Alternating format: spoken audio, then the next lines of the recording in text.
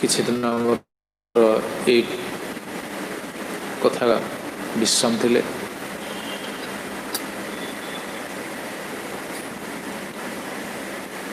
कारण वैष्णव समाज एक बहुत बड़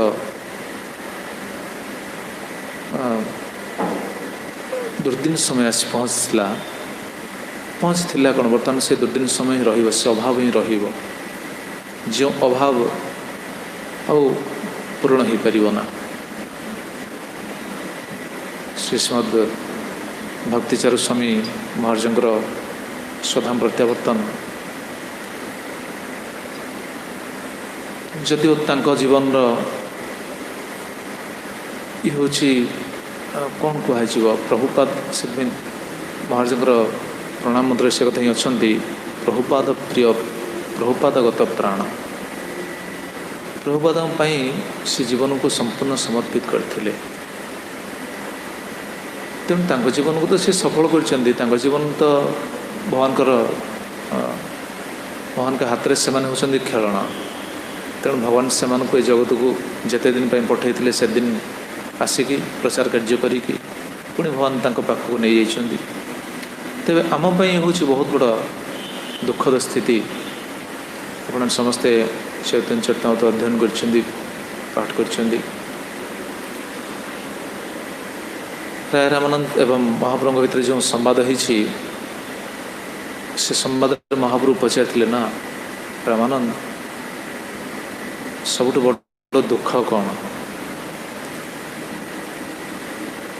राय रामानंद तार उत्तर दे ना प्रकृत उत्तर दौरान महाप्रभु कारण राय रामानंद कहते प्रभु मु आपको कौन कह आप तो सब जानती तेणु आपण मत जहाँ कहबे मुझे कहि तेणु राय रामानंद मुखरे महाप्रभु ही सूचना देते जगतवासी को जगत सबुठ बड़ दुख कौन कृष्ण भक्त विरह दुख हूँ सबुठ बड़ दुख कृष्ण भक्त संग छुटी जावा हूँ बहुत बड़ दुख जदिव जो भक्त ये जगत विदाय नि दुख नहीं सी तो भगवान को नित्य सेवार लगे कौन स्वरूप स्थिति सी प्राप्त होती स्वरूपटा ही से सब भगवान को नित्य सेवार रही रे भी कि जगतवासी विशेषकर ये जो आम भली बद्धजीव मानी जो मैंने भक्ति पाद थापीचे भक्तिर अग्रगति करने मन गोटे उत्साह चेष्टा प्रयास ये सब जहाँ जारी रही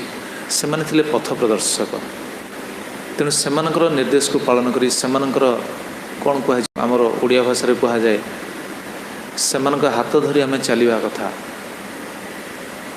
से आमको चलवा शिखई एवं रास्ता देखई निर्देश देते यही रास्तार जावा उचित यही भक्ति जाजन करवा उचित तेज एक कथा कहवा तात्पर्य कारण महाराजंकर स्मृतिचारण कर किसी समय में ये विषय आलोचना करने प्रयास होते आज ये कथार आसो से विषय देखिए ये जो प्रसंग आम रही तररीव सहिष्णुना ये तररीव सहिष्णुना किभली एटा वैष्णव मान पाखे किभली से देखिए सच्चिदानंद भक्तिविनोद ठाकुर ये जो सम्मोदन भाष्य रचना कर सम्मोदन भाष्य सूचना देते साधु माने किभली आम जो श्रवण करवा भक्तिविनोद ठाकुर टीका जहाँ अच्छा सम्मोदन भाष्य से टीका को देखले आप बुझीपारे जे प्रकृत में शुद्ध भक्त मान स्थिति हूँ से आम से स्थिति को जाइने कि जावा संभव नुह देखिए ये प्रसंग कहवा तात्पर्य आमर परम पूज्य श्रीमद भक्तिचारु स्वामी महाराज ये तररीव सहिष्णुनार मूर्तिमंत प्रतीक देखिए आ भक्त मैंने से होगा उचित भक्ति ठाकुर सूचना देवे टीकार तेज आम से प्रसंग तो शुणा महाराजंकर विषय आम किसी स्मृतिचारण करवा कारण गोटे अपूरणीय स्थिति जहाँ को पूर्ण करहबनी तेरे से महाराजंकर स्वधाम प्रत्यावर्तन भगवान को नित्य लीला से भगवान को सेवारे नियुक्त होती तेज आम विरह जो दुखद स्थिति प्राप्त होइछे से विरह उत्सव जनित आमर किछि दिन ये कथा विश्राम थिले, विशेषकर पाखापाखि 10-12 दिन ये कथा विश्राम थिले। तापर से महाप्रभु कृपा को आशीर्वाद महाप्रभु निर्देश क्रमे यही नामर प्रचार हो, ये हूँ महाप्रभुर उद्देश्य। और महाप्रभु जो शिक्षा देते शिक्षाष्टकम ताको आम पुणी आलोचना करने प्रयास होचे। विशेषकर मुझे धन्यवाद देवी आमर मंदिर मैनेजमेंट को, कारण सी सुजोग देते पुणी ये कथा कीर्तन जारी रही। तेणु आमर कथा आलोचना प्रसंग में आसते तृतीय श्लोक जाए, शिक्षाष्टकम तृतीय श्लोक। तृणादपि सुनिचेन तरोरिव सहिष्णुना अमानिना मानदेन कीर्तनीय सदाहरि। समग्र वैदिक शास्त्र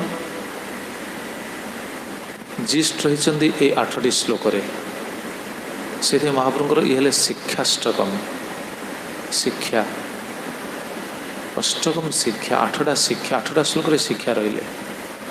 एवं ये 8टा श्लोक भितर रत्न होचंदी ए श्लोक। तृणादपि सुनिचेन तरोरिव सहिष्णुना अमानिना मानदेन कीर्तनीय सदाहरि। भगवान का नाम कीर्तन करने जीवर मुख्य कर्तव्य, कि से किभली नाम कीर्तन करिवो, नाम कीर्तन करिया बेले तार अंतर भावना किभली हेबा उचित। देखिए यही प्रसंग में शुणा भक्तिचर महाराजंकर किभली यही श्लोक सहित पूरा सामंजस्य, तांकर चरित्र, तांकर जीवन, तांकर आचरण, तांकर प्रचार, तांकर व्यवहार सब ये रही। तेरे प्रसंग में आम श्रवण कर आसुले, तेरे ये जो रही श्लोक 4टी विषय अच्छा। तृणादपि सुनिच भाव, तरोरिव सहिष्णुना, अमानिना एवं मानदेन। ये 4टा विषय ये श्लोक अच्छा, कि आम आलोचना करते गोटे विषय तृणादपि सुनिचेन भाव को आलोचना करते, तरोरिव सहिष्णुना किछिकांश आलोचना करते। किछिकांश आलोचना करी कथा विश्राम थिले, कारण ये भगवान की इच्छा, भगवान की इच्छा कथा विश्राम। तरोरिव सहिष्णुना किभली एटा देखापी श्रीमद भक्तिचर महाराज को भगवान निज पाखक नहीं कथा को बोधे से आरंभ करने भगवान बोधे अटकई देते। मुझे बस चिंतन करुँगी भगवान सूचना देवाई चाहूँ, देख साधु मैंने जगत को आसी ये हवा उचित। तरोरिव सहिष्णुना तेरे प्रसंग में आम जो कथा विश्राम थे विषय ताठू आगू आम जा। सच्चिदानंद भक्तिविनोद ठाकुर तरोरिव सहिष्णुना वाक्य तांकर टीकार रचना करछन्ति। तरोरपि सहिष्णुना इति वाक्येन तरु सछेदकस्यपि छाया फलदानेन उपकरोति। तरोरपि सहिष्णुना शब्द रे भक्तिविनोद ठाकुर तांकर टीकार कहउछन्ति तरु वृक्ष जेमिति आमे पूर्व आलोचना करि सारछे, टीका को आमे पाठ करके आगू को जीवा। ए टीकार ये जो वाक्य को आमे आलोचना करि सारछे।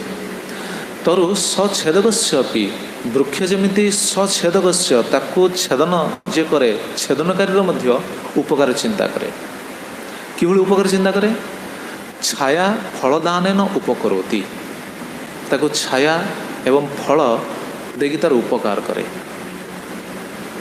किंतु महाप्रभु ये कौन कहते तरोरिव सहिष्णुना, जो तरर इव तरु भली वृक्ष भली आमको सहिष्णु होगा उचित।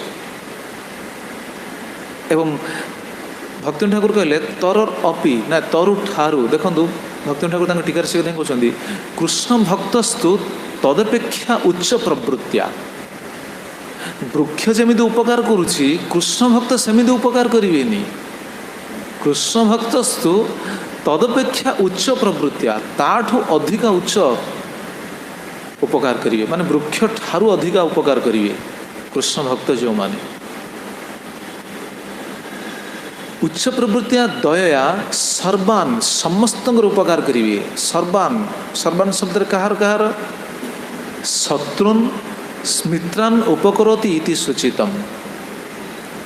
वृक्ष जमी उपकार कृष्ण भक्त से भली ताठू अधिका भाव विशिष्ट हो शत्रुर भी उपकार करेंगे मित्रर भी उपकार करेंगे। कृष्ण भक्त आप कहना कृष्ण भक्तर शत्रु किए अच्छी कि कृष्ण भक्तर किए शत्रु अच्छी कई शत्रु ना। कृष्ण भक्त शत्रुर मध्य उपकार करेंगे सेटा ही हूँ तररीव सहिष्णुना। से युधिष्ठिर महाराज पाखे गोटे शब्द लगे युधिष्ठिर महाराज नाम पूर्व गोटे विशेषण लगे कौन लगे अजात शत्रु। भक्त से ना अजात शत्रु भक्तर किए शत्रु ना भक्तर प्रकृत शत्रु किए जगत प्रकृत कहीं कार शत्रु नुहति एटा तो समस्ते बुझीपारे कृष्ण भक्त मैंने बुझीपारे भक्तर शत्रु किए आमे भावुचे ना सी मोर शत्रु सी मोर शत्रु सी मोर शत्रु कहीं शत्रु नुहति भाई जगत कहीं शत्रु नुहति शत्रु किए जानते भगवत गीता सिद्धांत शत्रु किए शत्रु हूँ निज मन निज इंद्रिय होती शत्रु आउ कहीं शत्रु ना निज मन को आम जब ठीक बुझे पारे से प्रभुपाद कर कृष्ण चेतना मन कृष्ण पाखे लगाओ। तेणु शत्रु साधारणतः बाह्य जगत जो देखा शत्रु शत्रु मानकर मध्य उपकार करिवो आ मित्र मित्र मानकर मध्य उपकार करिवो। कृष्ण भक्त यही शत्रु मित्रान उपकरोति इति सूचितम एटा सूचित होची ए तररीव सहिष्णुना। आम पूर्व सत्र श्रवण करते ना जो कथा जो विश्राम थे श्रवण करते ना वृक्ष जन काटिले न किछु ना बोल हे सुखाया मैलेकार पानी ना मागए या भीतर बहुत सिद्धांत रही। वृक्ष जन काटिले हाँ किछु ना बोले वृक्ष को काटिले जमी किसी कहूनी ताले प्रश्न आस अच्छा वैष्णव को कौन कि काटिया आसुच्छी कि आम भक्त होइछे आम वैष्णव होइछे भक्ति जाचन करछे साधन करछे ताले आम कौन कि वृक्ष भली कौन कि काटिया आसुच्छी किए तो काटिया आसुना ताले आम पक्षर एटा केमिति प्रयोज्य वृक्ष को जमी काटिले वृक्ष किसी कहे ना बरं प्रत्युपकार रे से कौन करे छाया दिए फल दिए ताले आमको तो किए काटिया आसुना आम तो किए आघात पहुँचुना ताले आमर स्थिति कौन आम एटा केमिति बुझिबा। अर्थात सेवा माध्यम रे सेवा द्वारा भक्ति जाचन क्षेत्र में साधन क्षेत्र में जदि भी कहीं कि आमर प्रतिबंधक है भाई प्रतीयमान हुए जदिव कहीं प्रतिबंधक नुहति ये सिद्धांत प्रतिबंधक केवल आमर मन बुद्धि इंद्रिय ये सब प्रतिबंधक आ कि नहीं। जदि आमको सेवा कार्य भी जदि कहीं आमको व्याघात दियंती तेबे भी आम ताऊपर क्रोध प्रकाश करवा उचित नुह। वृक्ष को काटिले जमी से किसी कहे ना भक्त वैष्णव सेवा करिया बेले भी जदि कौन समस्यार सम्मुखीन हुए जदि बहुत किसी शुणा पड़े तेबे भी से व्यथित होगा उचित नुह। ये हूँ सिद्धांत आम स्थिति एटा है आमको से स्थिति को जीवाई पड़ो। आम भावुचे कौन कि ना आम सेवा करुचे आमको कहीं किसी कहे ना आमर भूल हो ठीक हो आम जहाँ कर ठीक आमको कहीं किसी कहे ना एटा जगत संभव कि विचार करूँ जगत एटा संभव भक्ति राज्य कहतु बाहर जगत कहतु केउठी एटा संभव नहीं शुणापी पड़ो भल करंतु खराब करंतु शुणापी पड़ो लोक कहे ना आम कह ना आमको कहीं कहतुनि आमको समस्ते प्रशंसा करूँ समस्ते चाहूँगी ठीक अच्छे समस्ते प्रशंसा करूँ किंतु समस्ते किसी आमको समस्ते प्रशंसा करें कि मान अच्छी कि कहतु निंदा करिया लोक भी रहिबे ना आमको किसी आमर दोष देखा लोक भी रहिबे ना आम विरुद्ध रे जीवा लोक भी किसी रहिबे ना। तेणु वैष्णव मान स्थिति हूँ वृक्ष जन काटिले न किछु न बोल वृक्ष को जमी काटिले किसी कहे ना आमको कहीं काटती कि आमको सेवा माध्यम रे जदि आमको कहीं किसी कहती आम जदि किसी शुणापी पड़े ताल आम किसी कहवा ना यहाँ हूँ तररीव सहिष्णु तेबे महाप्रभु खुशी हे तेबे महाप्रभु आम कथा पूर्व शुणुले ना पूर्व सत्र आम शुणुले महाप्रभु आम दृष्टिगोचर हवा दृष्टि पथ को आसवा भगवान दृष्टि पथ को आसवा। देखो आचार्य मान स्थिति ठीक से आपण कहतु प्रभुपाद लोक कही ना आज भी कहते ପ୍ରବାଦ ଲୋକ ବେଳେବେଳେ ମାନେ ଯେଉଁମାନେ କ'ଣ ନାସ୍ତିକ କୁହାଯିବ ସେମାନଙ୍କୁ, ସେମାନେ ଆଜି ପ୍ରବାଦ ନିନ୍ଦା କରିଦେଉଛନ୍ତି ନା। ଆଚ୍ଛା, ଯେଉଁମାନେ କ'ଣ ଶୁଣିବା ପାଇଁ ନ ପଡ଼ିଛି କୁହନ୍ତୁ? ଶୁଣିବା ପାଇଁ ପଡ଼ିଛି, ସେବା ଦ୍ୱାରା ବହୁତ କଡ଼ା କଥା ଶୁଣିବା ପାଇଁ ପଡ଼ିଛି। ଆମେ ଭାବୁଛେ କ'ଣ ନା ଆମକୁ କେହି କିଛି କୁହନ୍ତୁନି, ତାମାନେ ଆମେ ଏଇ ତରରିବ ସହିଷ୍ଣୁନା ଏଇ ଭାବରେ ଆମେ ସ୍ଥିର ହେଇନି। ପ୍ରାର୍ଥନା କରିବା ପାଇଁ ପଡ଼ିବ, ଆମକୁ ସେ ସ୍ଥିତିକୁ ଯିବା ପାଇଁ ହିଁ ପଡ଼ିବ।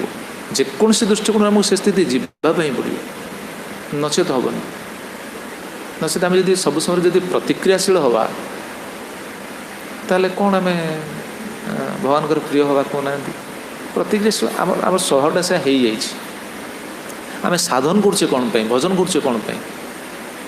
ସାଧୁଗୁରୁଙ୍କ ପାଦାଶ୍ରିତ ହେଇଛେ କ'ଣ ପାଇଁ?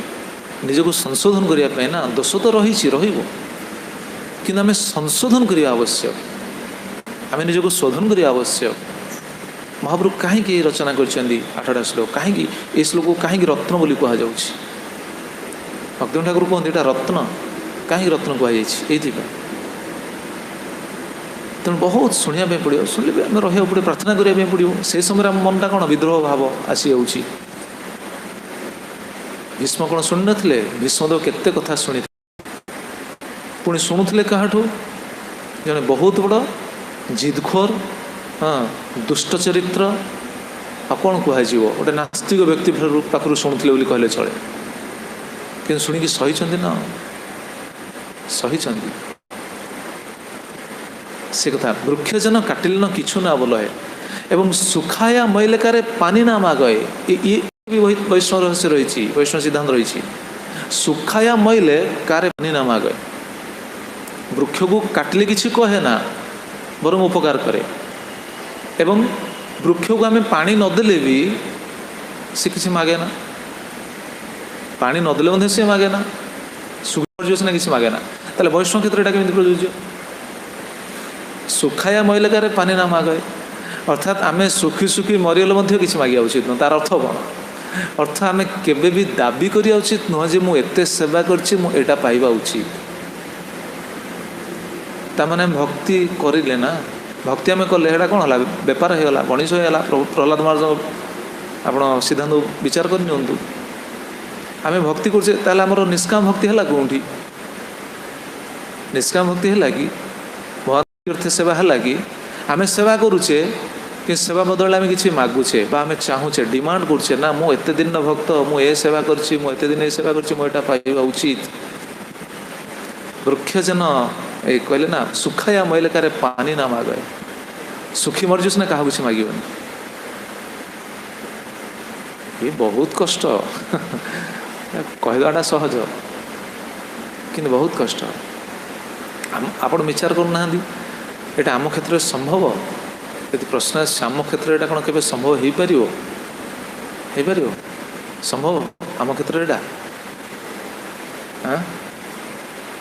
ପ୍ରାକ୍ଟିକାଲି ଯଦି ଦେଖାଯିବ ଏଇଟା ଆମ କ୍ଷେତ୍ରରେ ସମ୍ଭବ ନୁହଁ। ସମ୍ଭବ କହୁନାହାନ୍ତି? କିଏ ହାତ ଦେଇକି କହିଦେବ ଦୃଢ଼ତାର ସହିତ ଏଇଟା ମୋ ପକ୍ଷରେ ସମ୍ଭବ କହିଲେ ଦେଖି? ପ୍ରାକ୍ଟିକାଲି ଆମ ପକ୍ଷରେ ଏଇଟା ସମ୍ଭବ ନୁହଁ। ତାହେଲେ ଯଦି ପ୍ରଶ୍ନ ଆସିବ ହେଲା, ଯଦି ଆମ ପକ୍ଷରେ ସମ୍ଭବ ନୁହଁ ତାହେଲେ ମହାପ୍ରଭୁ କହିଛନ୍ତି କାହିଁକି? ଇଏ ବଡ଼ ସିଦ୍ଧାନ୍ତ। ଯଦି ଆମ ପକ୍ଷରେ ଏଇଟା ସମ୍ଭବ ନୁହଁ, ଏଇଭଳି ସ୍ଥିତିକୁ ଆମେ ଯାଇପାରିବାନି, ନିଜ ପ୍ରୟାସ ଦ୍ୱାରା ଯଦି ଯାଇପାରିବା ନା, ତାହେଲେ ମହାପ୍ରଭୁ କହିଲେ କାହିଁକି? ଆମର ଯୋଗ୍ୟତା ବିଷୟରେ କ'ଣ ମହାପ୍ରଭୁ ଜାଣିନାହାନ୍ତି? ଆମ ଅନ୍ତଃକରଣର ଭାବନା, ଆମର ଅନ୍ତର କ'ଣ କାମନା ବାସନା, ଆମର ଯେଉଁ ବିଚାର, ଆମେ କେଉଁ ସ୍ଥିତିରେ ଅଛୁ, ଭଗବାନ କ'ଣ ଜାଣିନାହାନ୍ତି? ମହାପ୍ରଭୁ ଜାଣିନାହାନ୍ତି? ସେ ତ ଜାଣିଛନ୍ତି, ସେ ପୁଣି ଏ କଥା କହିଲେ କେମିତି?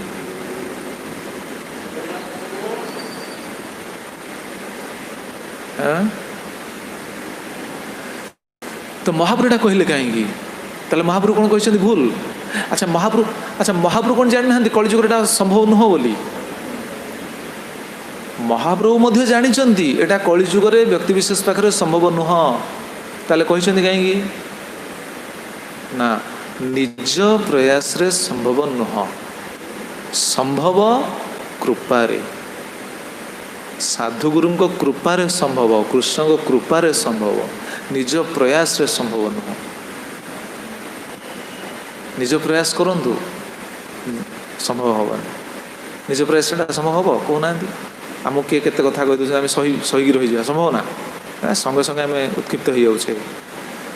संगे संगे आम प्रतिक्रिया भाव आसी जाऊँगी आम सेवा करी जदि किसी आम सब सेवा करते आमको किसी मिल रही पारिया ना अरे मुझे सेवा कली कौन मत किसी मिललानी ये भाव आसी जाऊँगी ना आम एटा हूँ कौन आमर आम कौन बद्धता रही ना आम बद्ध जीव ना आम भक्ति मार्ग को आसीचे ये तो बहुत बड़ सुकृतर फल आम आसीचे मार्ग को कि आमर कौन चेतना कौन से शुद्ध है कि आम कौन से स्थिति को गले कि जाइना ना प्राक्ट करुचे अभ्यास करुचे साधन करुचे जागन करुचे तो निज प्रयास एटा संभव नहीं महाप्रभु कहते सत निज प्रयास संभव नहीं संभव कृपारे साधुगुरु कृपारे संभव साधुगुरु यदि कृपा करेंगे संभव देखो तेणु वृक्ष भली कथा कहते से प्रभु से कथा कहते इम्पॉसिबल को पॉसिबल कर केवल भगवान भगवान संभव करदे भगवान सब कुछ संभव कर बार एक कथा स्मृतिचारण हुए महाभारत युद्ध में पांडव मान विजय लाभ कर कौन सूचना थिला कि पांडव मान विजय लाभ कर कौन चान्स नाला विजय लाभ कले क्या कहले देखी पांडव मैंने विजय लाभ कले क्या भगवान समस्ते तो कहीदे भगवान आम समस्ते कहीदे भगवान भगवान विजय लाभ कले सत्य ये तो द्विमत हबार नहीं किंतु द्वितीय सिद्धांत भी रही पांडव मैंने विजय लाभ कले दुई जन भगवान तो निश्चित सब तो इच्छा रोचे कि द्वितीय हूँ महत् कृपारे महत् कृपारे विजय लाभ कले महत् कृपा जब न होता भगवान भी किसी कर पारि न था कौन बुझीपार प्रमाण कौन प्रमाण हूँ महाभारत युद्ध जदि डायरेक्ट जदि अर्जुन करते हारी था परास्त होता से युधिष्ठिर आदेश दे देते हाँ युद्ध आरंभ कर दियो परास्त होता आगे युधिष्ठिर कौन कर महाभारत युद्ध पूर्व स्मरण नहीं कहार युधिष्ठिर ओह्लैकी गले आगे गुरु गुरुजन पितामह से आगे आज्ञा मागी प्रार्थना कर देखो से महत् कृपा एटा द्रोणाचार्य कहते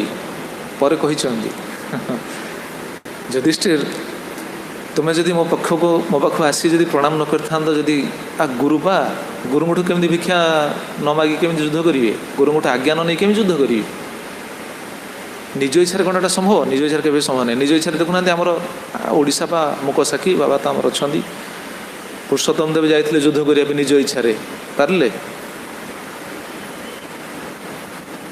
निज इच्छा जाते युद्ध करने कांची राजा विरुद्ध में पारे फेरिक आसले ना परास्त हो फेरले ना निज इच्छा हेनी पांडव मैंने विजय लाभ कले भगवान को इच्छा भगवान को कृपा अच्छी सत कि गुरुंर कृपा देखो द्रोणाचार्य से कहते द्रोणाचार्य कहले युधिष्ठिर तुम्हें जदि आसी मत प्रणाम कर न था मत यदि कृपा मागी न था मोट जदि कौन युद्धर आज्ञा जदि मागी न था ताहले मु तुमको केबे युद्ध विजय करने दे न था आप भगवान भी किसी कर था भगवान कौन करते भगवान भी किसी कर पारि न था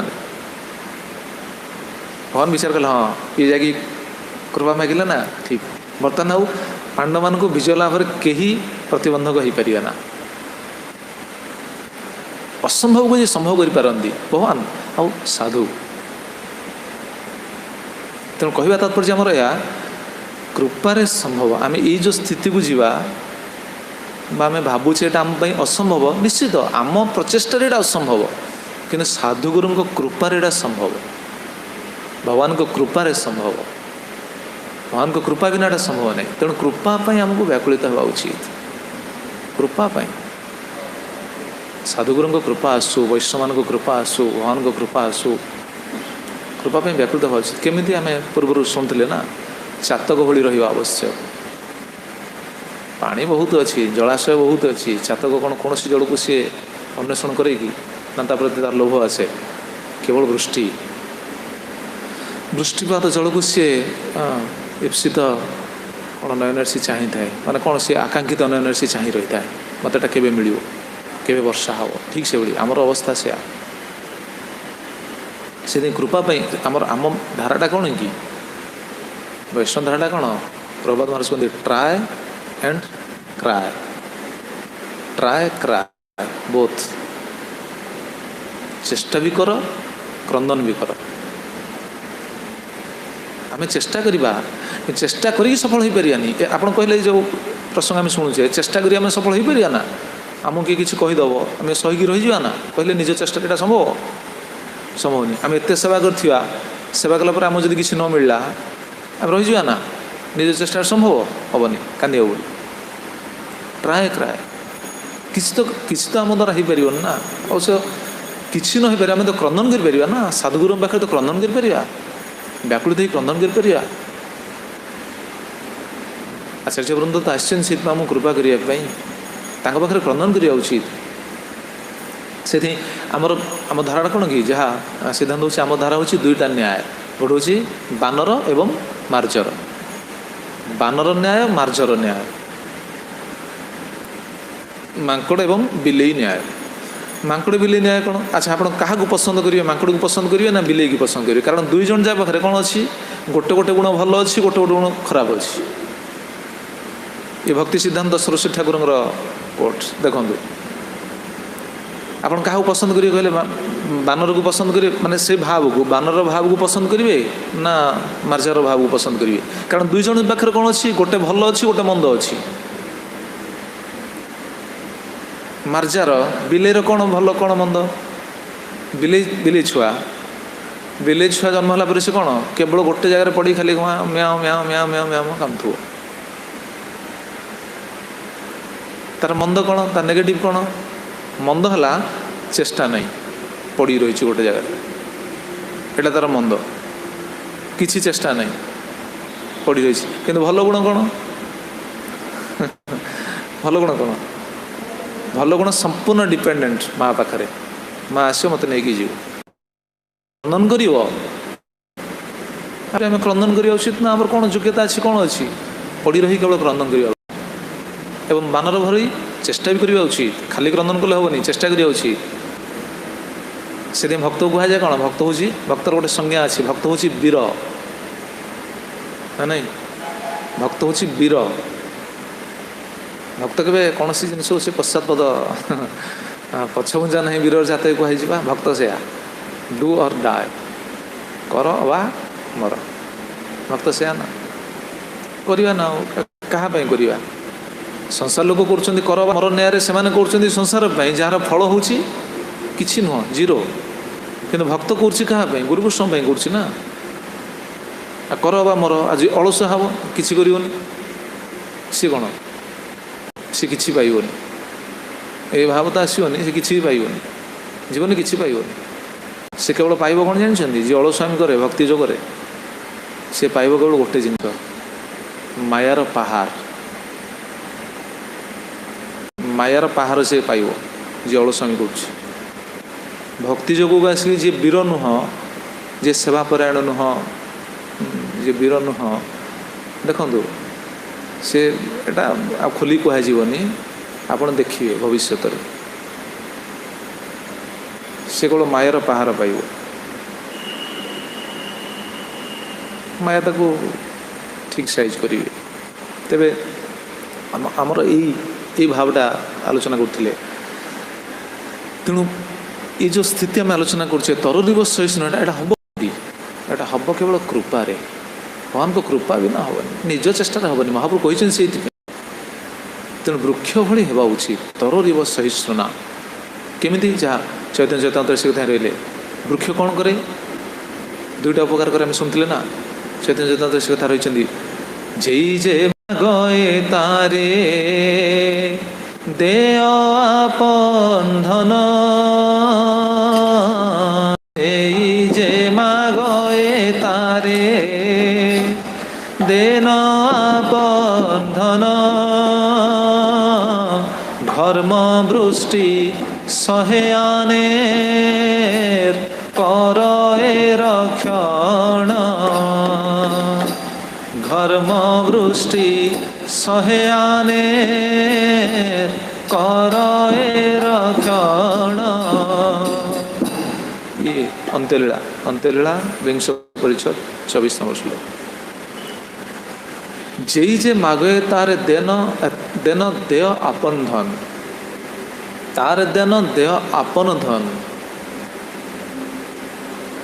তার দেহ আপন ধন। যেই যে ମାଗେ ତାର ଦେହ ଆପନ ଧନ।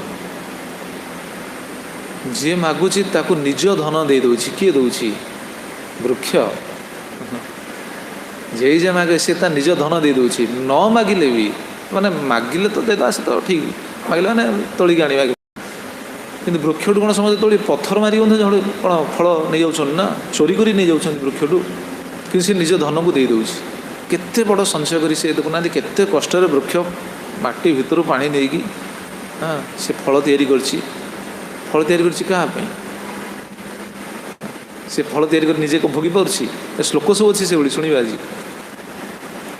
ସେ ଫଳ ତିଆରି କରିଛି କିନ୍ତୁ ନିଜେ ଭୋଗି ପାରୁନି। ଦେଖୁନାହାନ୍ତି, ପରୋପକାରାୟ ଫଳନ୍ତି ବୃକ୍ଷା, ପରୋପକାରାୟ ନଦ୍ୟା, ପରୋପକାରାୟ ଦୁହନ୍ତି ଗାବ, ପରୋପକାରାୟ ଇଦಂ ଶରୀରମ୍, ଇଦಂ ଶରୀରମ୍ ପରୋପକାରାୟ।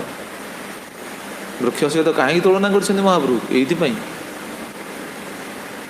ବୃକ୍ଷ ଯେନ ମାଗିଲେ କାଟିଲେ କିଛି ନ ବୋଲେ, ଇଏ ତ ଗୋଟେ ସିଦ୍ଧାନ୍ତ। ଏଇଠି କହୁଛନ୍ତି ଯେଇ ଯେ ମାଗେ ତାର ଦେନ ଆପନ ଧନ, ଇଏ ଗୋଟେ ଦ୍ୱିତୀୟ ସିଦ୍ଧାନ୍ତ। ବୃକ୍ଷ ଭଳି ହେବା ଉଚିତ, ନିଜ ଧନ ଦେଇଦେବା ଉଚିତ। ଆଉ ବୈଷ୍ଣବ କ'ଣ ଧନ ଦେବେ ଶୁଣିବେ। ଯେଇ ଯେ ମାଗେ ଦେହ ଆପନ ଧନ। ବୃକ୍ଷ ଏତେ ପରିଶ୍ରମ କରିକି ଫଳ ତିଆରି କରିଛି, ସବୁ ତିଆରି କରିଛି, ନିଜେ କିଛି ଭୋଗି ପାରୁନି। ପରୋପକାରାୟ ଫଳନ୍ତି ବୃକ୍ଷା। ଏବଂ ଘର୍ମ ବୃଷ୍ଟି ସହେ ଆନେର କରେ ରକ୍ଷଣ। ପୁଣି ଅନ୍ୟକୁ ରକ୍ଷଣ କରିବା ପାଇଁ, ଅନ୍ୟକୁ ପୋଷଣ କରିବା ପାଇଁ ନିଜେ ସହୁଛି କ'ଣ? ଘର୍ମ ବୃଷ୍ଟି, ଖରା ବର୍ଷା ବୃକ୍ଷ ସହୁଛି ନା। ଆମର ତ ଅନୁଭବ ସବୁ କରିପାରୁଛନ୍ତି, ଅଟଳାରେ କେତେ ବୃକ୍ଷ ସବୁ ଲଗା ହେଇଛି। ସେ କେତେ କଷ୍ଟ, ଖରା ବର୍ଷା ସବୁ ଖାଇକି ଦେଉଛନ୍ତି। ଆମେ ଭାବୁଛେ ଆମେ ପରିଶ୍ରମ କରୁଛେ, କିନ୍ତୁ ଆମେ କ'ଣ ପରିଶ୍ରମ କଲେ? ଆମେ କିଛି ପରିଶ୍ରମ କରିଦେଲେ, କିନ୍ତୁ ବୃକ୍ଷ କେତେ ପରିଶ୍ରମ କରୁଛି? ସେ ତ ମାଟି ଭିତରୁ ନେଉଛି, ଫଳ ତିଆରି କରୁଛି। ସେ ସବୁ ତାର ଫଳ କିନ୍ତୁ ଆମ ପାଇଁ ଦେଇ ଦେଉଛି। କଷ୍ଟ ସହିଲା ସିଏ ଆମକୁ ସବୁ ଦେଇ ଦେଉଛି। ବୈଷ୍ଣବ ଏଭଳି ହେଉଛି। ଆନେର କରେ ରକ୍ଷଣ। ଆଚ୍ଛା, ବୃକ୍ଷ ଦ୍ୱିତୀୟ ସିଦ୍ଧାନ୍ତ ହେଉଛି ଆନେର କରେ ରକ୍ଷଣ, ଅନ୍ୟକୁ ରକ୍ଷଣ କରୁଛି, ଅନ୍ୟକୁ ପୋଷଣ କରୁଛି। ଆଚ୍ଛା, ଫଳ ଦେଇକି ସେ କିଛି ଫଳ ଆଶା କରୁଛି କି? ବୃକ୍ଷ ଯେତେବେଳେ ଆମକୁ କିଛି ଦେଉଛି, ବୃକ୍ଷ କେବେ ଆଶାରେ ଦେଉଛି ହଁ ମୁଁ ଫଳ ଦେଇଛି ମୋତେ ପୋଷିବେ ମାନେ, ଆଶା କରୁଛି ନା? ନାହିଁ, କୌଣସି ଆଶା ନାହିଁ। ବୈଷ୍ଣବମାନେ ଏଭଳି ଉପକାର କରିବେ, କୌଣସି ଆଶା ନାହିଁ। ମୋତେ ଏଇଟା ମିଳୁ, କୌଣସି ଆଶା ନାହିଁ। ବୈଷ୍ଣବମାନେ ଏଇଭଳି ହେବା ଉଚିତ। ସେବା ବି କରିବେ ସେଇ ଭାବରେ, ନିଷ୍କାମ ସେବା, ଅନ୍ୟର ଉପକାର କରିବେ ସେଇଭଳି। ସେଇଥିପାଇଁ ମହାପ୍ରଭୁ ଦେଖୁନାହାନ୍ତି ବୃକ୍ଷ ସହିତ କେତେ ଜାଗାରେ ତୁଳନା କରିଛି। ମହାପ୍ରଭୁ କହିଛନ୍ତି, ଭଗବାନ କହିଛନ୍ତି, ନୀତିରେ ସେ କଥା କୁହାହେଲେ ବୃକ୍ଷ ସାଧୁ ସମାନ। ସାଧୁ ଏଇଭଳି ହେବା ଉଚିତ। ତରୁରିବ ସହିଷ୍ଣୁନା, ମହାପ୍ରଭୁ କହିଛନ୍ତି ନା, ସାଧୁ ଏଇଭଳି ହେବା ଉଚିତ। ସାଧୁମାନେ ଏଇଭଳି ହେବା ଉଚିତ। ଦେଖନ୍ତୁ ଆଉ ଗୋଟେ ଏ ଶ୍ଲୋକରେ ଆମେ ଶୁଣିଲେ କ'ଣ? ପରୋପକାରାୟ ବହନ୍ତି ବୃକ୍ଷା, ପରୋପକାରାୟ ବହନ୍ତି ନଦ୍ୟା। ନଦୀ ବହୁଛି ପରୋପକାରରେ ନା। ନଦୀ ପାଣି ଏତେ ଆସୁଛି ନଦୀରେ, ନିଜର କିଛି ବ୍ୟବହାର ସେ କରୁଛି ନା? ପରୋପକାର ପାଇଁ। ଦେଖନ୍ତୁ ଏମାନେ ସମସ୍ତେ ପରୋପକାର ପାଇଁ। ପରୋପକାରାୟ ଦୁହନ୍ତି ଗାବ। ଗୋମାତା ଦହନ କରି ଦୁଗ୍ଧ ଦେଉଛି କାହା ପାଇଁ? ଆମ ପାଇଁ ଦେଉଛି ନା। ସେଥିପାଇଁ ତାକୁ ମା ବୋଲି କୁହାଯାଏ। ପରୋପକାରାୟ ଇଦಂ ଶରୀରମ୍। ଏ ଶରୀର ସେଭଳି ପରୋପକାର ପାଇଁ। ପରୋପକାର ପାଇଁ କଷ୍ଟ ସହିବା ପାଇଁ ପଡ଼ିବ। ଇଏ ଦ୍ୱିତୀୟ ସିଦ୍ଧାନ୍ତ। ଗୋଟେ ସିଦ୍ଧାନ୍ତ ତ ଆମେ ଶୁଣିଲେ, ମାନେ ଭଗବାନଙ୍କ ସେବା ପାଇଁ, ସେବା ପାଇଁ କଷ୍ଟ ସହିବା ପାଇଁ ପଡ଼ିବ। ପରୋପକାର ପାଇଁ କଷ୍ଟ ସହିବା ପାଇଁ ପଡ଼ିବ। ଏଇଟା ହେଉଛି ତରୁରିବ ସହିଷ୍ଣୁନା। ପରୋପକାରଟା କ'ଣ ଆମେ ଶୁଣିବା ଆସିବ? ସେଇ ଭକ୍ତି ଠାକୁର କହିବେ ପରୋପକାର। ପୁଣି ଗୋଟେ ଶ୍ଲୋକ ଅଛି, ପିବନ୍ତି ନଦ୍ୟା ସ୍ୱୟମେବ ନାମ୍ବ, ସ୍ୱୟଂ ନ ଖାଦନ୍ତି ଫଳାନି ବୃକ୍ଷା, ନାଦନ୍ତି ଶସ୍ୟଂ ଖଳୁ ବାରିବାହ, ପରୋପକାରାୟ ସତାଂ ବିଭୂତୟ। ଦେଖନ୍ତୁ ଏଇ ଶ୍ଲୋକରେ ସେ କଥା ହିଁ ରହିଲେ। ପିବନ୍ତି ନଦ୍ୟ ସ୍ୱୟମେବ ନାମ୍ବ। ନଦୀ ଅମ୍ବକୁ, ଜଳକୁ ସ୍ୱୟଂ ପିଏ ନା। पिबंती नद्य स्वयं न अम्ब, जल को निजे पिएना। एवं स्वयं न खादंती फलानि वृक्षा, वृक्ष फल को निजे खाएना, दे दिए अन्य को। नादंती सस्यं खलु बारिवाहा, बारिवाहा, बारिवाहा माने मेघ, मेघ जो आसी, मेघ वर्षा होउछि बोली शस्य होउछि ना नहीं। से मेघ के डिमांड कर मत शस्य दियो, वैष्णव भाई भावी तर वैष्णव केते मान केते सिद्धांत रही तर सहित वैष्णव मान भक्त मान कहीं सामान कराई तुलना दी जाइए। ये सब सिद्धांत देख मेघ के डिमांड करे मत मो जो शस्य होती मत शस्य दियो बुझन ना नहीं। एवं परोपकार सतांग विभूतय, से परोपकार साधु मान जीवन हूँ समर्पित। साधु मान परोपकार करते, प्रकृत परोपकार। से साधु कह जाए कौन साधु जे गोटे ओडिया नहीं साधु जे मलय चंदन काष्ठ को मलय पवन, अच्छा मलय पवन काष्ठ को करे चंदन। पुणी अलग शास्त्र लिखाई साधु को चंदन सहित तुलना कराई, चंदन वृक्ष सहित तुलना कर गोटे श्लोक पाई। मलय पवन सहित तुलना कला, मलय चंदन सहित भी साधु कराई। कहीं देखो गोटे श्लोक अच्छे बहुत सुंदर। मूलं भुजंगै शिखरं विहंगै शाखा प्लवंगै कुसुमानि भृंगै आश्चर्येतत् खलु चंदनस्य परोपकाराय सतां विभूतय। देखो केते सुंदर सिद्धांत रहिले। वृक्ष मलय चंदन जो अच्छा वृक्ष केते जन आश्रित होगी था। मूलं भुजंगई, मूलरे मूलरे भुजंग थाए, साप बासना हुए ना चंदन। तेणु मूलं भुजंगई, मूल को साप बेष्टित होकर रहिले। अच्छा शिखरं विहंगई, शिखर ऊपर कौन रहिले विहंग मान रहिले, पक्षी मान रहिले। वृक्ष सहित कहीं तुलना कराई वैष्णव मान केवल देखु। शिखरं विहंगई, शिखर रहिले विहंग माने। शाखा प्लवंगई, शाखा रहिले शाखा को आश्रय कौन रही प्लवंगई। प्लवंगई माने क्या जानते मांकड़ बानर माने, बानर माने शाखा प्रशाखा रुहନ୍ତି ना। अच्छा कुसुमानि भृंग, कुसुम को क्यों माने भृंग भ्रमर, कुसुमानि भृंगई। आश्चर्य में तत् खलु चंदन से, तेणु चंदन ये आश्चर्य देखु। ठीक से भली परोपकाराय सतां विभूतय, परोपकार साधु ये जीवन को समर्पित कर। परोपकार साधु जीवनटा हूँ से। तेणु साधु सब परोपकार, परोपकार मान कौन देवे अन्य को देवे, कौनटा देवे, कौन साधु पाखे कौनटा अच्छी देवे, ये है प्रश्न। भक्तिविनोद ठाकुर टीकार एक कहे साधु कौन देवे। साधु पाखे किंतु प्रकृत दाता किए, प्रकृत दाता होती साधु दाता ना। जार प्रकृत दान भावटा अच्छी साधु बेशधारी कह जाए। जार दान भावना अच्छी सी होती प्रकृत राजा। राजा पाखे सबू थी सी दवाई चाहूनी, सी हूँ सब बड़ भिकारी। साधु कि ना कि दबा भावनाटा देखो बहुत बड़। से साधु मान कौन कह जाए महाराज। राजा तो रहे महाराज कहीं कह साधु मान कहतु महाराज ये दबार प्रवृत्ति रही। वृक्ष ठारू अधिका भाव साधु मैंने अधिका दियंती, अधिका दान करते किभली दान करते। बर्तमान शुणु भक्तिविनोद ठाकुर कौन कहते साधु कहीं तुलना गला ये वृक्ष सहित। साधु किभली परोपकार करे, किभली परोपकार करिया तार आवश्यक। भक्तिविनोद ठाकुर कहले अनेन हरिनामकृता निर्मत्सरत अलंकृत दयारूपा द्वितीय लक्षण भवति, द्वितीय लक्षण भवति। निर्मत्सरत अलंकृता वृक्ष जमी क्या प्रति वैर भाव रखे ना। काटिया लोक को आश्रय दूसरी शुणिले, काटिया लोक से वृक्ष तले ही विश्राम नौ। କାଟିଆ ଲୋକ ତାଠୁ ଫଳ ପ୍ରାପ୍ତ ହେଉଛି, ସବୁକିଛି ପ୍ରାପ୍ତ ହେଉଛି, ଛାଇ ପ୍ରାପ୍ତ ହେଉଛି, ସବୁକିଛି ପ୍ରାପ୍ତ ହେଉଛି। ଠିକ୍ ସେଭଳି ସାଧୁ ସେଭଳି କାହା ପ୍ରତି ବୈର ଭାବ ରଖିବେନି। ନିର୍ମତ୍ସରାତ, ନିର୍ମତ୍ସରତ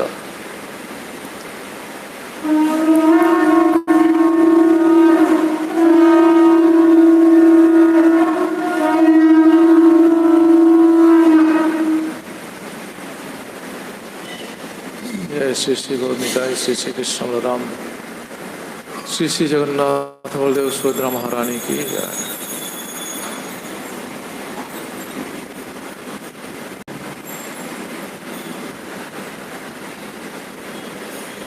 साधु अनेन हरिनाम कृतां अर्थात हरिनाम ग्रहणकारी भक्त मानक ठारे एई लक्षण प्रकाशित हेबा उचित। एई तररिव सहिष्णुना निर्मत्सरत अलंकृत दयारूपा द्वितीय लक्षण भवति। निर्मत्सर कहा प्रति आम कथा विश्राम थिला जो 12 दिन पूर्व जो कथा आलोचना होता शुणिले ना, शत्रुर मध्य उपकार करने चाहिए। चैतन्य दास से कथा रही कि घर्म वृष्टि सहे आनेर करे रक्षण, घर्म वृष्टि सही को अन्य को रक्षण कर। वैष्णव से भाई कष्ट सहिले भी केते कथा शुणा पड़े भी उपकार करेंगे। उपकारटा कौन ताहले आम तो प्रश्न आस बर्तमान कौन कि आम निजर उपकार आम कर पर उपकार कौन करेंगे? निजर उपकार कौन आम ठीक से जाने, निजर उपकार करने आम समर्थ हो पाने। निजर उपकार कौन? भजन साधन करी निजक शुद्ध करी भगवान सेवा नियुक्त हवा, निजर स्वरूप को उपलब्धि करवा, निज स्वरूप स्थिर हवा, यहाँ हूँ निजर उपकार। आम तो ये कर पर उपकार कौन करेंगे? कि जहाँ भी साधु ये हवा उचित कहुच्छे। निजर उपकार भी करेंगे, पर उपकार करेंगे। निर्मत्सरत अलंकृत दयारूपा द्वितीय लक्षण भवति। निर्मत्सरत कहा प्रति मत्सरता भाव नहीं, समस्त प्रति उपकार भाव। ये वैष्णवता, ये साधुता, ये वृक्ष तररिव सहिष्णुना ये भाव। द्वितीय लक्षण एटा द्वितीय लक्षण किभली निरपराधेन नामगान परस्योक्त हे नाथ एते मत्संगिनी जीवा कथं भगवत नामनि लभ्यते। यही भाव रहा उचित। परोपकार है या भक्ति ठाकुर स्पष्ट कले। निरपराध नामगान परस्योक्ति, निरपराध नाम भजन जो मैंने करेंगे तांक पाखरे ए लक्षणटा प्रकाशित हम।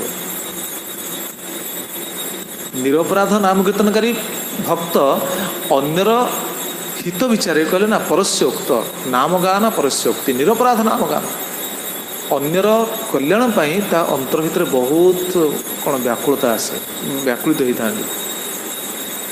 देखो प्रमाण प्रमाण होते शुद्ध साधु माने। शुद्ध साधु माने जगतर अन्यर कल्याण पाई सबु समय व्याकुलित। आमे जगतर कल्याण में व्याकुलित हवा बहुत मुश्किल। आम निजर कल्याण भी जाने ठीक से, निजर कल्याण में व्याकुलित हो पारे, आम ठीक से भजन कर पारे, ठीक से मॉर्निंग प्रोग्राम अटेंड कर पारे, ठीक से साधुगुरु निर्देश पालन कर पारे, करें तामें जब निजर कल्याण ठीक से करें जगतर कल्याण कौन करवा? ताने आमर निरपराध हरिभजन बर्तमान सुधा ना। निरपराध हरिभजन कले यहाँ हम आई स्थिति गले भगवान प्रिय हो। हरिभजन आम करुचे मना नहीं, नाम भजन निष्फल बोली कहुनि। महाप्रभु कृपा भगवान दृष्टिपथ को आसवा ये हूँ आलोच्य विषय। निर्मत्सरता अलंकृत दयारूपा द्वितीय लक्षण बहुत बहुत सुंदर।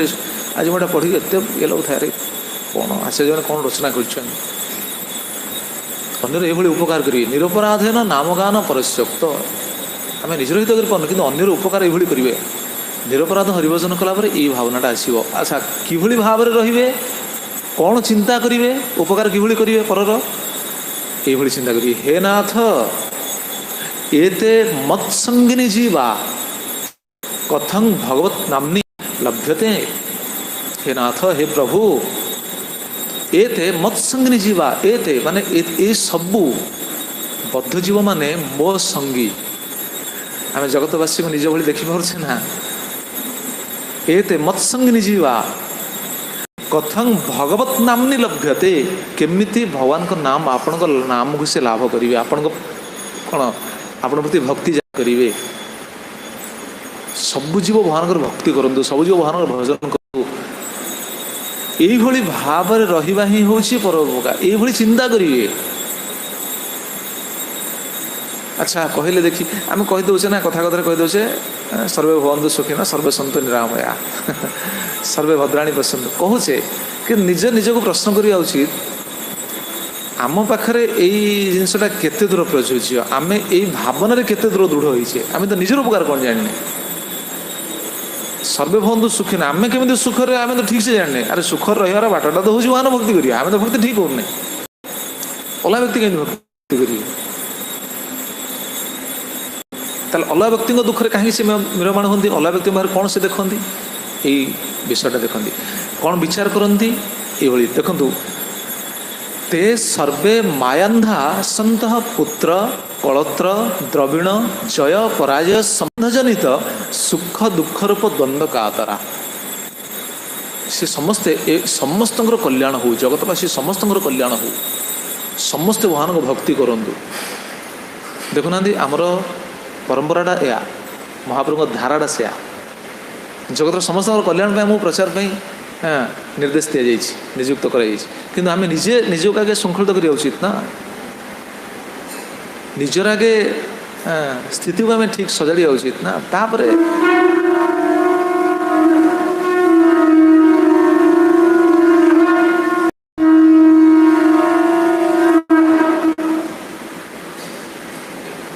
श्री श्री वर्णिता श्री श्री कृष्ण राम श्री श्री जगन्नाथ प्रदेश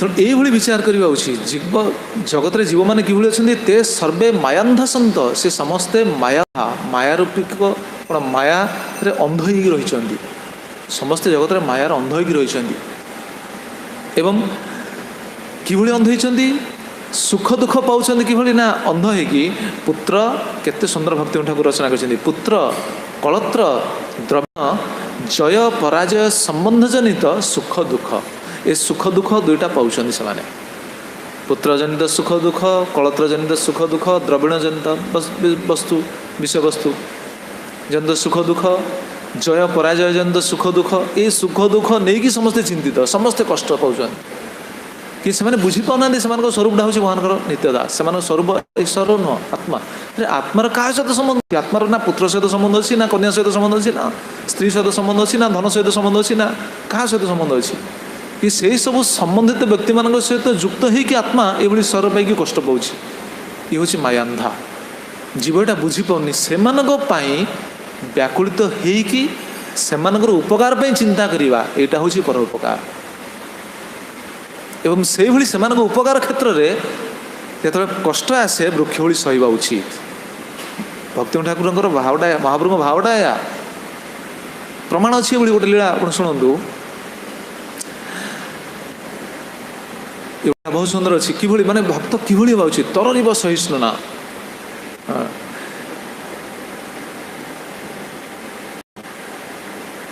सत्यजुगर घटना ये सत्यजुग नुह प्राचीन युग सत्यजुगर घटना जड़े साधु थे साधु नाम आप शुणी उत्तंक मुनि उत्तंक मुनि दु तीन जन अच्छा ये जन उत्तंक मुनि चरित्र आप बुझीपारे कि तररीब सहिष्णुना परोपकार आप देखुना हम विस्मरण हो जाती स्मरण आसिले आपड़ कहतु आमर तो बारंबार बारंबार से कथा आलोचना होती बारंबार से कथा आम श्रवण कर श्रीमद भक्तिचारू स्वामी महाराज विदेश जा कौन दरकार थी कहतु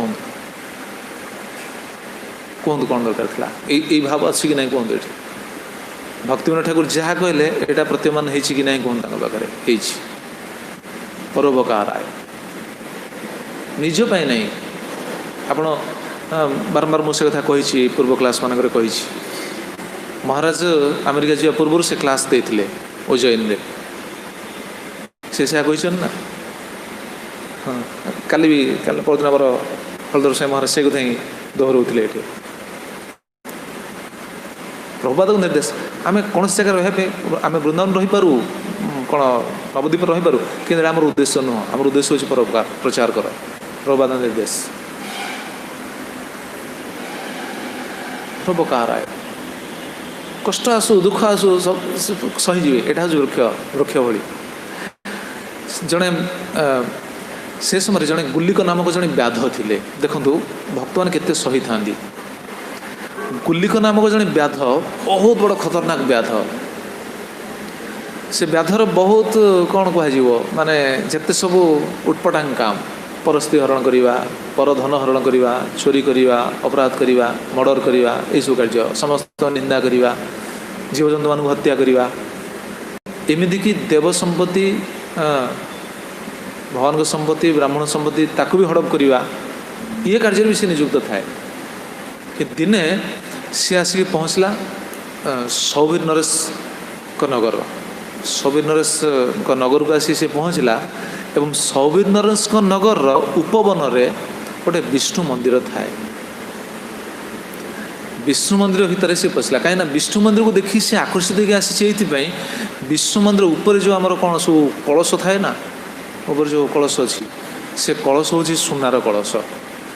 ଯେମିତି ଆମର ଅଛନ୍ତି ଓଡ଼ଗାଁ ରଘୁନାଥଙ୍କ କଳସ ଯେମିତି ଅଛନ୍ତି, ଠିକ୍ ସେଭଳି ସେ ବିଷ୍ଣୁ ମନ୍ଦିରଙ୍କ ଉପରେ ଯେଉଁ କଳସ ଥିଲା ସୁନାର କଳସ, ତାକୁ ଦେଖି ସେ ଆକର୍ଷିତ ହେଇକି ଆସିଲା ନେବା ପାଇଁ।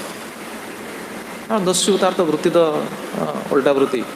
ସେ ଆସି ପହଞ୍ଚିଛି, ମନ୍ଦିର ଭିତରେ ପ୍ରବେଶ କଲା। ଯେତେବେଳେ ମନ୍ଦିର ଭିତରେ ପ୍ରବେଶ କରୁଛି, ପ୍ରବେଶ କରି ଦେଖିଲା ଜଣେ ସାଧୁ ବସିଛନ୍ତି। ସେ ସାଧୁ ହେଉଛନ୍ତି ଉତ୍ତଙ୍ଗ ମୁନି।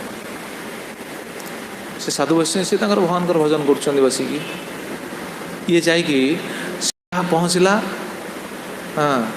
ପହଞ୍ଚିକି ସିଧା ଖଡ଼ଗ ଉତ୍ତୋଳନ କରି ଆଗେ ଯାଇକି ଗୋଟେ ଶକ୍ତ ଗୋଇଠା ମାରିଲା ସାଧୁଙ୍କ ଛାତିରେ। ସେ ସାଧୁ ଉତ୍ତଙ୍ଗ ମୁନି ପଡ଼ିଗଲେ। ପଡ଼ିଲା ପରେ ପୁଣି ତାଙ୍କ ଜଟାକୁ ଧରିକି ଖଡ଼ଗ ଧରି ଉତ୍ତୋଳନ ହେଲା ମାରିବା ପାଇଁ ଉତ୍ତୋଳନ କହୁଛି ମୋ ସବୁ ଧନ ସମ୍ପତ୍ତି ନେବି, ଏଠୁ ସବୁ ନେଇକି ଯିବି।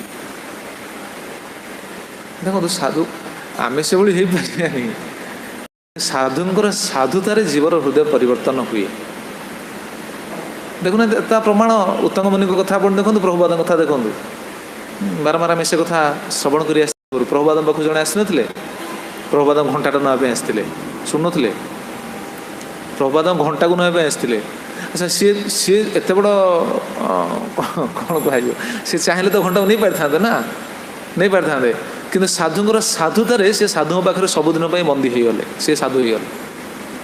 ଅଛନ୍ତି ଆମର ବିବିଟିରେ ଅଛନ୍ତି। ସେ ସାଧୁଙ୍କର ସାଧୁତାରେ ସେ ବନ୍ଦୀ ହେଇଗଲେ ନା। ସାଧୁଙ୍କର ଆଚରଣରେ ବ୍ୟକ୍ତି ପରିବର୍ତ୍ତନ ହେଇଯାଏ। ଉତ୍ତଙ୍ଗ ମୁନି ଯେତେବେଳେ ସେ ଏଭଳି ଆଘାତ କରିଛି, ଉତ୍ତଙ୍ଗ ମୁନିଙ୍କର ଜଟାକୁ ଧରିଛନ୍ତି। ବାମ ହାତରେ ଜଟାକୁ ଧରିକି ଡାହାଣ ହାତରେ ଖଡ଼ଗ ଉତ୍ତୋଳନ କରି ମାରିବା ପାଇଁ ଉଦ୍ୟତ ହୋଇଛନ୍ତି। ସେ ସମୟରେ ଉତ୍ତଙ୍ଗ ମୁନି ବହୁତ ସୁନ୍ଦର କଥା କହୁଛନ୍ତି। ଇଏ ବ୍ରହ୍ମ ବୈବର୍ତ୍ତ ପୁରାଣରେ ଏଇ ପ୍ରସଙ୍ଗ ଅଛନ୍ତି। ମୂଳ ଶ୍ଲୋକକୁ ମୁଁ ପାଠ କରିକି ଏଇ ଜିନିଷ ଆପଣ ଶୁଣନ୍ତୁ। ସେ ଶ୍ଲୋକଟା ଉତ୍ତମ ମୁନି କେତେ ସୁନ୍ଦର ବିଚାର କରିଛନ୍ତି। ଏଇ ଠିକ୍ ଏଇ ସିଦ୍ଧାନ୍ତ ତରରିବ ସହିଷ୍ଣୁନା, ଠିକ୍ ଏଇ ସିଦ୍ଧାନ୍ତ। ଆଉ ଭକ୍ତିବିନୋଦ ଠାକୁର ତାଙ୍କ ଟୀକାରେ ଯାହା କହିଛନ୍ତି ଉତ୍ତମ ମୁନି ସେଇ ଜିନିଷ ଚିନ୍ତା କରିଛନ୍ତି। ଦେଖନ୍ତୁ ଉତ୍ତମ ମୁନି ସେଟା ପଢ଼ିଛନ୍ତି, କହୁଛନ୍ତି ଭୋ ଭୋ ସାଧୋ ବୃଥା ମାଂତ୍ୱଂ ହନିଷ୍ୟସି ନିରାଗସଂ ମୟା କିଂ ଅପରାଧଂ ତେ ତଦ୍ବଦସ୍ୱ ମହାମତେ।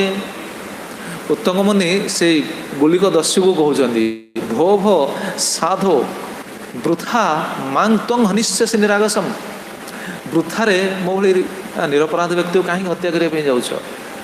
ମୟା କିଂ ଅପରାଧତେ ତଦ୍ବଦସ୍ୱ ମହାମତେ। ଦେଖନ୍ତୁ ସାଧୁ ଉତ୍ତଙ୍ଗ ଗୁଲିକ ଦସ୍ୟୁ ପାଖରେ ଦୁଇଟି ଶବ୍ଦ ବ୍ୟବହାର କରିଛନ୍ତି। ଗୋଟେ ହେଉଛନ୍ତି ସାଧୁ, ଗୋଟେ ହେଉଛନ୍ତି ମହାମତେ। ହେ ସାଧୁ, ହେ ମହାମତି, ମୋ ଭଳି ନିରପରାଧ ବ୍ୟକ୍ତି ଆପଣଙ୍କର କ'ଣ ଅପରାଧ କରିଛି? ମୋତେ ଆପଣ କାହିଁକି ମାରିବା ପାଇଁ ଚାହୁଁଛନ୍ତି? ଦେଖନ୍ତୁ ଏଇ କେତୋଟି ଜିନିଷ ମାନେ ଏତେ ସୁନ୍ଦର ସେ ଉଚ୍ଚାରଣ କରିଛନ୍ତି। କେତେ ଆମର ବାରମ୍ବାର ସେ କଥା ଆମେ ଶୁଣୁଥିଲେ ନା, ମହାରାଜଙ୍କର ଯେଉଁ ଗ୍ଲୋରିଫିକେସନ୍ ହେଉଥିଲା, ଯିଏ ଯେଉଁ ଭାବନା ବିଶିଷ୍ଟ ହେଇକି ମହାରାଜଙ୍କ ପାଖକୁ ଯାଉଥିଲା, ମହାରାଜ ତାଙ୍କୁ ଏତେ ସୁନ୍ଦର ଭାବରେ କହିଦେଉଥିଲେ, ଏତେ ସୁନ୍ଦର ତାଙ୍କୁ ଏତେ କ'ଣ ସୌମ୍ୟ ସ୍ୱଭାବ ବିଶିଷ୍ଟ, ଏତେ ସରଳ ଭାବରେ ସେ ବୁଝାଇ ଦେଉଥିଲେ, ସବୁ ଭାବନା ଦୂର ହେଇଯାଉଥିଲା, ସବୁ ବୁଝିପାରୁଥିଲେ ସମସ୍ତେ। କାହିଁକି ହେବନି? ଶୁଦ୍ଧ ଭକ୍ତ ପାଖରେ ଏଇଟା ପ୍ରତୀୟମାନ ହୁଏ।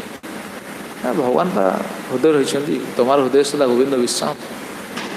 कहीं हेन हम पाखे सब गुण प्रकाशित हम स्वाभाविक ये से भाई कहते मया किंग अपराधं ते तद्वदस्व महा सी एति शुणिकी सी आश्चर्य होगा रे ये कौन मत साधु कहले कौन मत महामती कहले उत्तम मुनि आश्चर्य हो सरी कौन गुलिक दस्यु उत्तम मुनि से केते सुंदर सुंदर विचार करके कहते देखो ये कतोटी श्लोक आम शुणा आवश्यक विरोधीषु अपि मूर्खेषु निरीक्ष्य अवस्थितान् गुणान् विरोधं न हि कुर्वन्ति सज्जना सन्ति चेतस सन्त चेतस उत्तम मुनि विचार कर विरोधीषु अपि मूर्खेषु निरीक्ष्य अवस्थितान् गुणान् साधु पुरुष माने निजर निज प्रति विरोधी मूर्खों ठारे मध्य जो गुण थाए ता प्रति दृष्टि दे था उत्तम मुनि विचार कर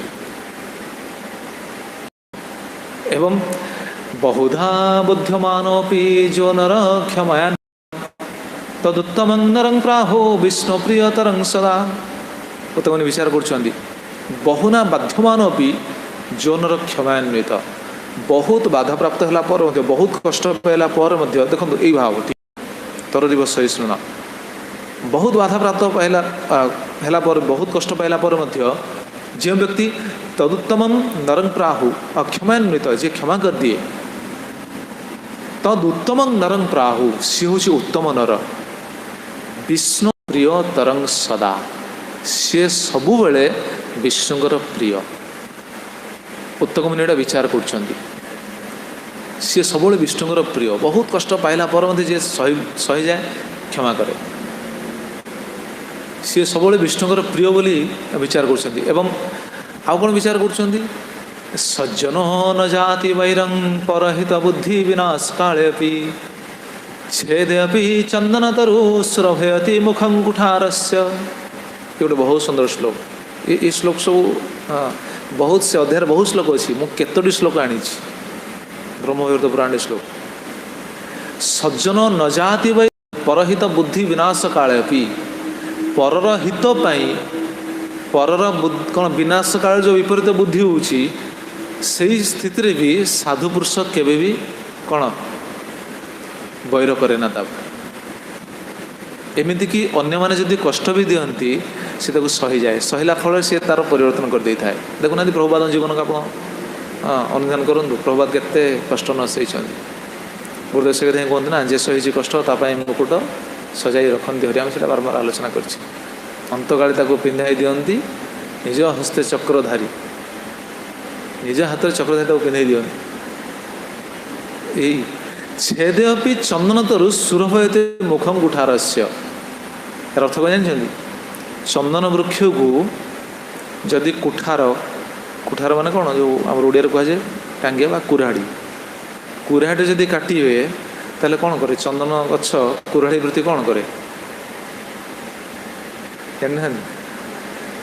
कुराड़ी द्वारा जदि चंदन गछ को कटा जीव चंदन गछ कुराड़ी उपकार करे कौन उपकार करे बास्नाटा ताकू दिए काटला पर कुराड़ी को सुंघिए माने कुराड़े से चंदन बास्ना दे साधु ये भाई उत्तम मुनि विचार कर जटा अच्छी बाम हाथ में गुलिक हाथ में डाण हाथ में खड़ग उत्तोलन कर उत्तम मुनि ये विचार कर से विचार कर जो मैंने साधु साधु मानकर कौन विरोधी भाव विशिष्ट व्यक्ति रही कहार कहार विरोधी भाव विशिष्ट व्यक्ति था विचार करते गोटे सुंदर श्लोक रहिले ये सब श्लोक नोट करिया उचित मृगमीन सज्जनान तृणजल संतोष विहित वृत्ति लुब्धक धीवर पिशुना निष्कारण वैरण जगति एमाने एमाने अनायास बंचती मृग मीन सज्जनान मृग मीन सज्जन एमाने बंची था केमी मृग बंची थाए यही तृण मृग तृण को नहीं बंची थाए मीन जल को नहीं बंची थाए सज्जनान साधु केमी बंची था साधुंर संपत्ति कौन संतोष साधु संतोष रूपक संपत्ति द्वारा बंची थाए संतोषटा केमी पाए संतोष केमी पाए हरिभजन करी भगवान भजन प्रभुपाद कहते ना चैंड हरे कृष्ण एंड बी हैप्पी साधु भजन करी हरिभजन करी भगवान सेवा करी से संतोष रे ता जीवनटा बीती थाए। तो यही तीन जन ये बंची था विहित वृत्ति नाम माने एमाने ये जीवन निर्वाह कर किंतु एमानकर शत्रु अच्छा देखो अकारण रे निष्कारण बैरिणा जगती निष्कारण रे कौन कारण न थे तीन जन शत्रु अच्छे। मृगर शत्रु किए लुब्धक। अरे लुब्धकर मृग किसी क्षति करुच्ची लुब्धक जो कौन कौन कह जो शिकारी मृग कौन शिकारी किसी क्षति करे किसी क्षति करना किंतु तार से शत्रु ही थाए। मीन मीन मीनर शत्रु किए धीवर। मीन कौन धीवर किसी क्षति करे किंतु द्वारा सी मृत्युवरण करे। साधु साधु सी संतोष जीवन निर्वाह कर साधु कहार किसी क्षति क्षति करना किंतु साधुर शत्रु किए पिसीना नाम दुष्ट स्वभाव व्यक्ति मान दुष्ट स्वभाव व्यक्ति माने साधुर शत्रु। ये कथा विचार कर किए उत्तंग उत्तंग मैंने विचार कर पढ़ी विचार कर खाली विचार करना बोधे कही किसी लोक भी कहते से कहले बुझे बुझेला पर तार हृदय परिवर्तन होती अहो बलवती माया मोहयती अखिलं जगत पुत्र मित्र सर्वं दुखे न जोजयत। देखुना यही सिद्धांत कहवा तात्पर्य ठीक यही विचारटा उत्तम जो कर भक्तिविनोद ठाकुर टीकार एक कथा लिखले कि नहीं संबोधन भाष्य से कथा लिखले ना पुत्र कलत्र द्रविण आ कौन शुणुते जय पराजय या द्वारा सुख दुख से पाऊँगी कहीं टीकार से लिखिते मायांधा माया द्वारा से अंध हो जाइए। उत्तम मुनि विचार कर अहो बलवती माया मोहयति अखिलं जगत। ओहो देखो ओहो कि कष्ट बलवती माया माया केते बलवती केते शक्तिशाली जगत को पूरा मोहित कर रखी। देखुना ये कौन उत्तम मुनि बुलिक को देखी कहते पुत्र मित्र कलतार्थं सर्व दुखेन जोजयत। पुत्र मित्र स्त्री एमानक पई सब प्रकार एक प्रजाति वही तुम्हें अलग जो कष्ट देकी जो निज ईश्वर कर अंतिम समय तुम पाखे कहीं नी तुम कहीं साहाଯ୍य करें जमी ये सिद्धांत आप देखो ये शिक्षा देते नारद मुनि क्या दस्यु रत्नाकर को दस्यु रत्नाकर हृदय चेंज होता ना ये उत्तंगर उत्तंग शिक्षार गुलिकर हृदय चेंज जाऊ मम माता मम पिता मम भार्या मम आत्मजा ममेदं इति जंतूनां ममता बाधते वृथा। ममता बाधते वृथा वृथारे खाली ममता द्वारा बाधा दूची ममता ही बाधा दूची। ममता कौन बाधा दूची मम माता मम पिता मम भार्या मम आत्मजा मोर पिता मोर माता मोर भार्या मोर आत्मज मोर पुत्र संतान एमानक पाई से पाप करुच्ची ना किए कह अच्छा भक्तर कौन ना कि भक्तर कौन ताले भक्त कहनी मोर स्त्री मोर कन्या मोर बापा माँ अच्छा भक्त कौन कहे ना मोर बोली भक्त कहे आम समस्त बा कृष्ण दास आ कृष्ण दास भाव जब समस्त से पाप कहीं कर कृष्ण दास दासी भक्त ठाकुर से कहीं कहना समस्त हूँ कृष्ण दासी पुत्र बंधु दारा सुत तब दासी दास से तो संबंध सब आमार प्रयास नचेत मायाटा देख कि बड़ी से भक्ति ठाकुर टीकार कौन कले ते सर्वे मायांधा ये माया रूपक कौन कारागार पड़ी माया द्वारा अंध हो माने जगत एत कष्ट पाँच बुझी पाना सुख दुख भोगी चलती एमानकर कि कल्याण हम ये वैष्णव उपकार करि परोपकार करें जो शुणुते महाराज विदेश को जाते कौन पे जाते कौन तक आवश्यक से कौन वृंदावन रही पारि न था भोजन रही पारि न था परोपकार एवं जावत अर्जयति द्रव्य बांधवास्तव देव ही धर्म धर्म सहेवास्तम इह मूत्र न चापर। जावत अर्जयति द्रव्यं बांधवस्ताव देव ही तुम्हें जिते दिन पर्यंत अर्जन करुच रोजगार करुच बंधु बांधव से दिन पर्यंत तुमको साहाय्य करी तापर कहीं तुमको साहाय्य करेंगे तुम सांगे किए जीव धर्म ही एकमात्र जीव ये विषय वर्णना कले बहुत अच्छी केतोटी श्लोक आम शुणुचे उत्तंग ये विचार कर लोक अच्छा काम समृद्धि मायाति नराणं पापकर्मिणं काम संख्यम मायाति नराणं पुण्यकर्मणं। उत्तम कहते पापी मनुष्यंकर डेली बढ़ुए कौन काम समृद्धि आयाति नराणं पापकर्मणं। पापी मानकर सबुदिन बढ़े कौन कामना कामनाटा प्रति बढ़े। काम संख्यम मायाति नराणं पुण्यकर्मणं। पुण्य व्यक्ति मानकर कौन हुए कामनाटा प्रतिदिन कमे। एवं वृथैव व्याकुला लोका धनादीनां धनै सदार्जने जद्भावी तद्भावत्येव जद्भावत् जद्भाव्यं न तद्भवत् इति निश्चित बुद्धिनां न चिंता बाधते क्वचित्। वृथारे धन पाई व्याकुल होइतांती। दुर्जन माने वृथारे खाली धन पाई व्याकुलित होइतांती। जहाँ हबाकू अच्छी सेटा निश्चित हब, जहाँ हबाकू नहीं सेटा कदापि हबनी। जे एटा बुझी पारे ताकू कौनसी चिंता खारे ना। उत्तम मुनि एभली विचार करछन्ति कहीकि कहले इति एभली कहला परे तापर आमे कथा उपसंहार रे सुनिबा। अहो दुःखं मनुष्याणां ममताकुल चेतसां महापापानि कृत्वापि परान् पुष्यति यत्नतः। तो मुनि विचार करछन्ति अहो दुःख मनुष्याणां अरे मनुष्य मानकर की दुःख देखंतु कहवा तात्पर्य एई सिद्धांत एइथि आलोचना करुचे। ब्रह्मवैवर्त पुराण टॉपिक को आम एइथि आलोचना करुचे। भक्ति विनोद ठाकुर या ऊपर जो टीका देइछन्ति से टीका सहित बिल्कुल संपृक्त माने कोन संबंधित। भक्ति ठाकुर तांको टीका से कहले ना माया मुग्ध जीव माने किभली संसार कष्ट पाउछन्ति। पुत्र स्त्री कन्या धन जय पराजय या नहीं कि केते दुख पाउछन्ति केते कष्ट पाउछन्ति एमानकर कल्याण किभली हबो वैष्णव माने एभली चिंता करथांती। एठी देखंतु उत्तम मुनि से कथा चिंता करछन्ति अहो दुःखं मनुष्याणां ममताकुल चेतसां। मनुष्य माने ममताकुल चेतसा है कि केते कष्ट महापापानि कृत्वापि परान् पुष्यन्ति यत्नतः। महापाप करछन्ति पर को पोषुछन्ति यत्नर सहित पाप करछन्ति। अर्जित धनं सर्वं भुञ्जते बान्धदा सदा स्वयं एकतम मूढ़ तत् पापफलम् अश्नुते। से धन संपत्ति सब रोजगार कर समस्त पोषण करुच्ची कि शेष में गला बेले कहीं जीवेनि ता संगे से एका ही जीव। ए विषय रे आपण विचार करते यही दृष्टि कौन समस्त अच्छी जगत रे नाई एटा कहार थाए एटा थाए शुणिले ना हरिनाम कृतांग जो मैंने हरिभजन करती भक्ति ठाकुर टीका कहले जो मैंने हरिभजन कर विचारटा थाए। ये विचार रहा पर से माने जगतर कल्याण पाई निजको समर्पित करती प्रस्तुत करती।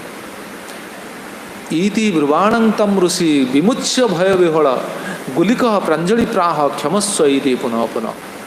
ये सब शुणला यही जो कहले इति ब्रुवाणं तम ऋषि ऋषि ये कही सारा गुलिक क्षमा मागिक कौच। गुलिकर पुणी क्षमा प्रार्थना अच्छी बहुत श्लोक अच्छी। गुलिक पुणी देखो जी चुट्टी धरी अस्त्र उठे मारे सी पुणी पाद तल पड़ी क्षमा मागिला से क्षमा मागुच। गुलिक प्रांजलि प्राह क्षमस्व इति पुनः पुनः अंजलि हाथ जोड़िकी पाद तले पड़ी क्षमा मागुच पुनः पुनः पुनः पुनः बारंबार बारंबार क्षमा प्रार्थना करुच्ची। क्षमा प्रार्थना कला पाद तले पड़ला अनुताप कला उत्तंगर दया आसला। देखो वैष्णव कि तररीव सहिष्णु आम यहाँ शुणुचे उत्तंग को यही आघात कर व्यक्ति उत्तंगर दया आसला पर से कौन कले जानते सी गले सीधा विष्णुकर शरण दुख आनिले शरण दुख आनी मस्तक सिंचन कले सत्यजोग कथा मस्तक सिंचन कले एवं सिंचन कलापर समस्त पाप नष्ट हो गला। सी दिव्यस्वर धारण कले दिव्यस्वर धारण करके हाँ विमान आरूढ़ हेले विमान आरूढ़ हो भगवान धाम को गले एवं बारंबार पुणी क्षमा याचना कर क्षमा प्रार्थना कर मत क्षमा करूँ क्षमा करूँ करी से उत्तंग मुनि को पुणी परिक्रमा कले परिक्रमा करी विमान में आरूढ़ हो भगवान को धाम को कहवा तात्पर्य साधु मैंने यही परर उपकार यही करते से उपकार करा बेले कष्ट आसू जहाँ आसू ये विचार आम शुणुले हे नाथ एते एते मत्संगिनी जीवा कथं भवती नाम निलभ्यते ते सर्वे मायांधा सन्त पुत्र कलत्र द्रविण जय पराजय संबंध जनित सुख दुख रूप द्वंद्व करोति। सुख दुख रूपक द्वंद्व भितर से फसिकी रही एम केमी कल्याण हम। हे प्रभु आपण कृपा करंतु जो मान कृपा करंतु। यही विचार रे वैष्णव माने परोपकार करती से वैष्णव मान तुलना कराला क्या सहित जो नाम भजनकारी यही भावन नाम करेंगे। तापर अच्छी तापर भी आउ दु तीन टीका अच्छे भाव आसंता काली शुणा आसंता काली शुणा ताले यही सिद्धांत आम कौन निर्देश अच्छी आम कौन निर्देश आम केमी आम जीवन आम प्राक्टिकल जीवन यहाँ केमी प्रযোज्य हम आम कौन ये कौन जाकर केमी कर शुणा आसंता काली। प्रत्येक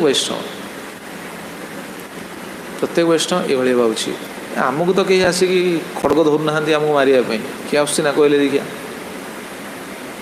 आम छुट्टी के धरी मारे आसना ना तो आमको जहाँ किसी सेवा माध्यम जहाँ किसी कष्ट आसा कि शुणा पड़े जहाँ कि शारीरिक मानसिक आघात आमको मिलूँ भावुचे ताकू सहीवा उचित वृक्ष भली सहीवा उचित तेरे भगवान कृपा निश्चित प्राप्त होगा ए कौन सन्देह नहीं। ठीक अच्छे परवर्ती आलोचना आसंता कल रही। जय श्री श्री चैतन्य शिक्षाष्टकम की, सच्चिदानंद श्री श्री भक्ति विनोद ठाकुर की, श्रील प्रभुपाद जी महाराज की, जय पत्तवापन श्रील गुरुदेव की, जय अनंत कोटि वैष्णव वृंद की, संवेद गौर भक्त वृंद की, निताय गौर।